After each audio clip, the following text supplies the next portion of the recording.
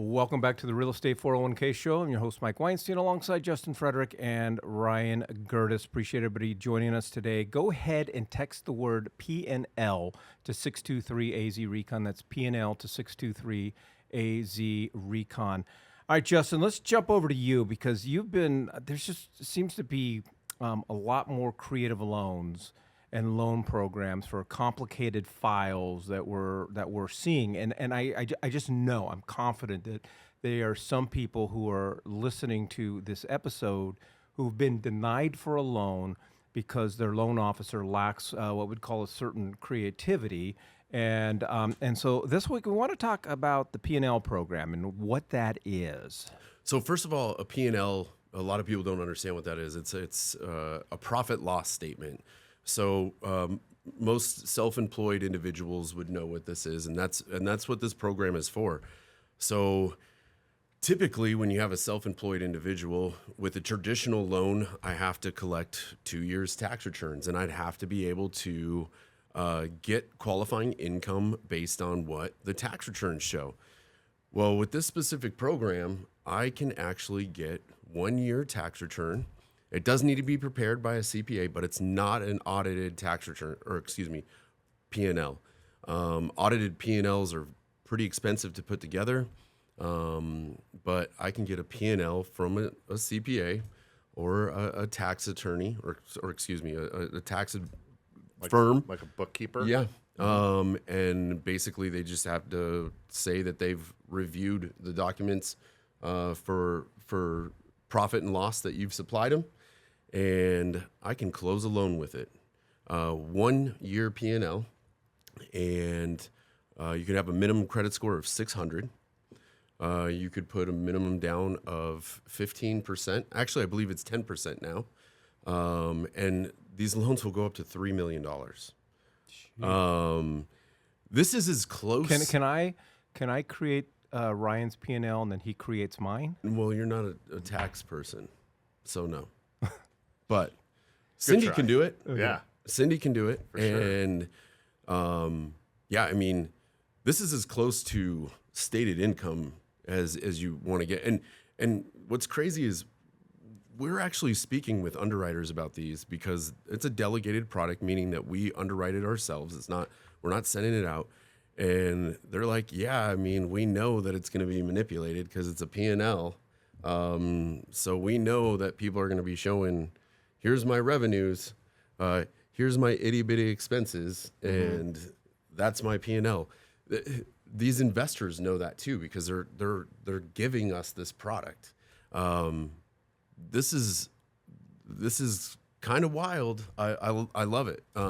Now, the thing that is different than what it was in 2006, when we were writing these kinds of loans, is back then you could do 100%, 103% financing on stated income, stated assets. love those. Yeah, I mean it was great.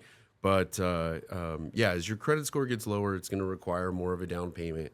But these interest rates, traditionally, 2 years ago, you would have seen interest rates 2-3% higher than your market rate.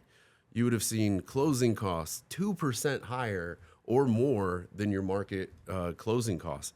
It's not that way anymore. On these types of loans, you're looking at interest rates probably 0.6% higher than market rate. Pretty dang good. And you could use seller concessions to buy it down, or you could buy it down yourself. What's the cap on the concessions? It's conventional caps. So 10% down, you can get 6% concessions. Okay. Yeah. So if Settle down, Tiger. if I'm a W-2 employee and all my income comes from a W-2, I can switch it over and say, hey, look, I want to do a P&L. No, there you go. So we have to show that the business has been around for 2 years. Okay. So it has to be a self-employed individual. Now, if they had a business and they were also W-2'd, well, then we just go off the P&L for the business, and we're not going to use the W-2 income.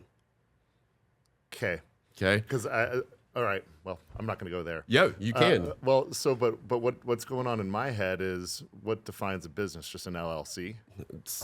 Yeah. So if I'm a W-2 employee and I open up an LLC and then I just start buying my own products from myself or buying my own services from myself over to the LLC. Based on all the stuff that I've read on this, on the guidelines I'm saying that I've read on this, yes, that would work. So I could be a W-2 employee. Yes. But the Wow. business has to exist for 2 years. Wow. All right, if you are a self-employed person or have your own business and you want some more information about this incredible loan program, go ahead and text P&L to 623 AZ Recon. That's P&L to 623 AZ Recon. So if I understand that, so the question is, for me, is then why would I need this type of loan?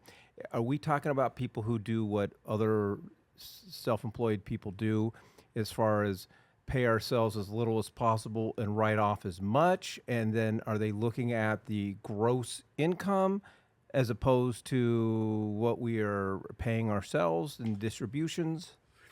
So in the P&L version of loans, I'm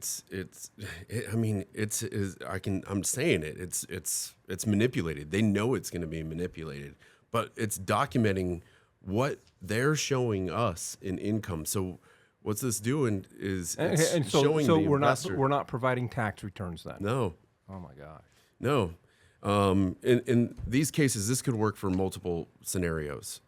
Somebody that has high revenue and their net income on their tax returns is super low. In a lot of those cases, I'd rather use a bank statement loan just because interest rates tend to be better. But who knows? 3 months down the road, the interest rate could be better on the P&L loan compared to the bank statement loan. So I may take them to a P&L loan. Maybe their business hasn't been performing well, and all of a sudden their business has started really performing, and their previous 2 years tax returns isn't showing anything. Well, they can give me a P&L and I can go off of it. Maybe their business, just like Ryan's thought over there, maybe their business isn't performing at all. Maybe it's running a couple $100s through it. If you have a way to get a tax person to show that you've been making money on a P&L, it's going to work. So you guys aren't going to be asking for additional bank statements for that business to support the P&L? No.